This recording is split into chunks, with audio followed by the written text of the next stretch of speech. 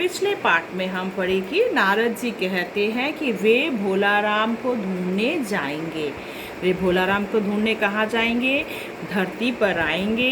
तो वे पूछते हैं कि भोलाराम का ठिकाना क्या है। वे चित्रगुप्त से क्या करते हैं? भोलाराम का ठिकाना मांगते हैं और वे तब देते हैं। तो वे कहाँ रहते थे?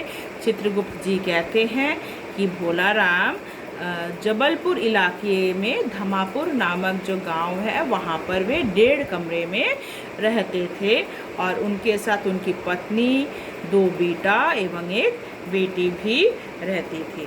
तो टूटा फूटा मकान है, 1.5 कमरा है।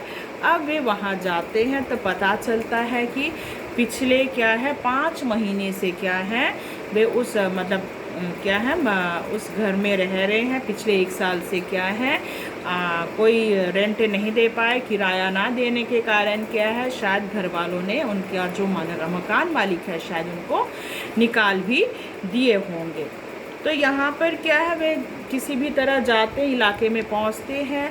जब वहाँ पर उन्हें उनकी भोलाराम की पत्नी और बेटी का क्रंदन सुनाई पड़ा तो वे अंदाज से समझ जाते हैं कि यही उनका घर होगा।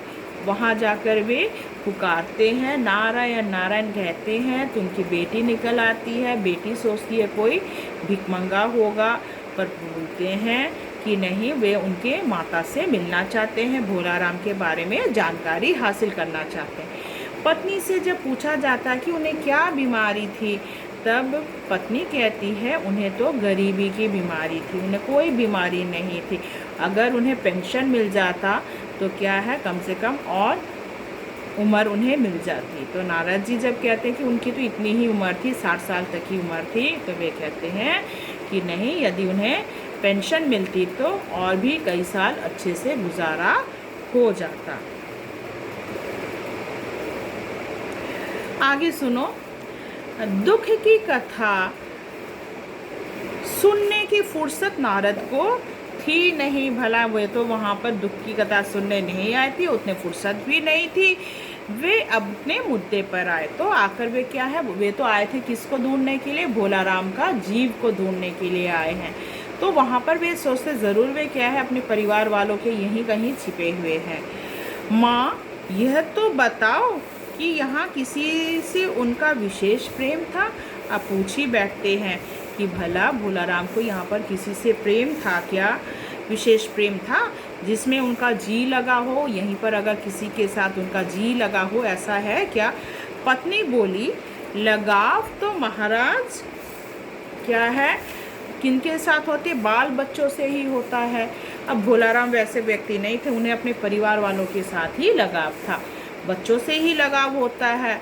तब नारद जी पूछते हैं, नहीं, परिवार के बाहर भी तो हो सकता है भाई, बाहर भी तो किसी औरत से, किसी स्त्री के साथ उसका लगाव हो सकता है। मेरा मतलब किसी स्त्री, बस इतना कहना था कि भोलाराम की पत्नी एकदम से गुर्रा उठी। स्त्री ने गुर्रा कर नारद की ओर देखा, एकदम से नारद की ओर देखकर बोलती है, अब कुछ मत बको महाराज। एकदम गुस्सा होकर कहती है, अब आगे और कुछ मत बोलो, बहुत फालतू बक रहे हो, तुम साधु हो, उचक्के नहीं हो। साधु के मुंह में ऐसी बातें शोभा नहीं देती है। जिंदगी भर उन्होंने किसी दूसरे स्त्री की ओर आंख उठाकर नहीं देखा। तो आज तक अपनी ज़िंदगी में कभी भी उन्होंने किसी पराई स्त्री के ऊपर आंख उठाकर नहीं देखा। नारद हंसकर बोले, हाँ, तुम्हारा ये सोचना भी ठीक है। हम भारतीय महिला यही सोचते हैं कि हमारे घर में जो पुरुष हैं वे कभी किसी और दूसरी औरत की तरफ आंख उठाकर भी नहीं देखते। इसीलिए कहते हैं, हाँ, आपने जो सोचा आप ठीक ही सोचा है। यही हर अच्छी गृहस्थी का आधार है। तो अगर परिवार में शांति रहा तो गृहस्थी अच्छा चलता है। अच्छा माता में चला और फिर वह वहाँ से चलते हैं। स्त्री ने कहा, अब वह जब चलने लगे तब स्त्री वह कहती है, महाराज, आप तो साधु हैं, सिद्ध पुरुष हैं, साधु महात्मा हैं, तो अगर आप कुछ चाहें तो कर सकते हैं। कुछ ऐसा नहीं कर सकते कि उनकी रुकी हुई पेंशन मिल जाए? आप थोड़ा कुछ कीजिए ना। यदि आप कुछ करेंगे तो क्या है, उनकी जो रुकी हुई पेंशन है वह दोबारा मिल सकती है। मतलब अगर मिल सके तो क्या, परिवार वाले बच जाएंगे। इन बच्चों का पेट कुछ दिन भर जाए, यदि पेंशन मिल जाए तो क्या, कम से कम बच्चों का पेट तो भर जाए।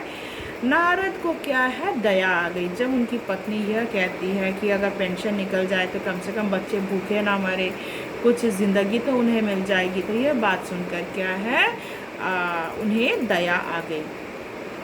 वे कहने लगे, साधुओं की बात कौन मानते, भला मैं दफ्तर में जाऊंगा तो वहाँ पर क्या है, साधुओं की बात कोई मानने वाला नहीं है। मेरा यहाँ कोई मठ तो है नहीं, भला मेरे पास यहाँ पे कोई मठ नहीं है, फिर भी मैं सरकारी दफ्तर जाऊंगा और कोशिश करूंगा, मगर फिर भी मेरा तो कोई मठ नहीं है, मैं भी कहीं से रुपये आपको दे नहीं सकता। मगर ठीक है, आपने जब कहा तो मैं अवश्य कहाँ जाऊंगा, सरकारी दफ्तर जाऊंगा और इस मामले में मैं बातें करूंगा। वहाँ से चलकर नारद सरकारी दफ्तर पहुँचे तो माता जी को नमस्कार करके वे कहाँ चलते हैं, सरकारी दफ्तर, पेंशन के दफ्तर में चलते हैं। वहाँ पहले ही से कमरे में बैठे बाबू से उन्होंने भोलाराम के केस के बारे में बातें की। तो वे पूछते हैं भोलाराम का जो केस है उनके बारे में जानकारी हासिल करते हैं, उसके बारे में पूछते हैं। उस बाबू ने उन्हें ध्यान पूर्वक देखा, वे ध्यान से देखते हैं और बोलते हैं, भोलाराम ने दरख्वास्तों तो भेजी थी।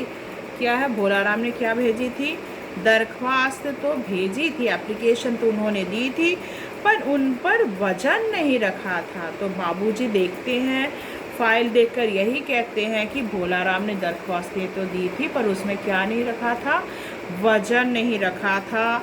पर उन पर वजन न रखा था इसलिए कहीं उड़ गई होगी, उन्होंने पेपर वेट ना ही दिया था, इसीलिए क्या है, उनकी जो फाइल है कहीं पेपर जो है वो कहीं उड़ गई होगी, एप्लीकेशन दरख्वास्त जो है ना वो कहीं उड़ गई होगी। नारद ने कहा, भाई ये बहुत से पेपर वेट तो रखे, यहाँ वहाँ देखो ना कितने सारे पेपर वेट रखे हुए हैं, उन्हें क्यों नहीं रख दिया, तो आप उन पेपर वेट को क्यों नहीं रख दिए, तो फिर ये तो नहीं उठता।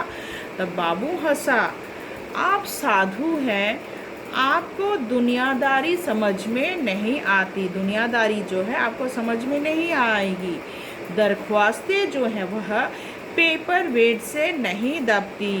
खैर आप उस कमरे में बैठे बाबू से मिलिए। और वे क्या करते हैं, दूसरे बाबू की तरफ भेज देते हैं। वे कहते हैं, खैर आप साधु महात्मा लोग हैं तो इस बारे में क्या है आपको समझ में नहीं आएगी।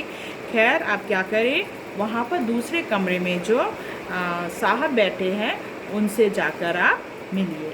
आशा करते यहाँ तक समझ में आया होगा, बाकी मैं आपको नेक्स्ट पार्ट में समझाऊंगी। धन्यवाद।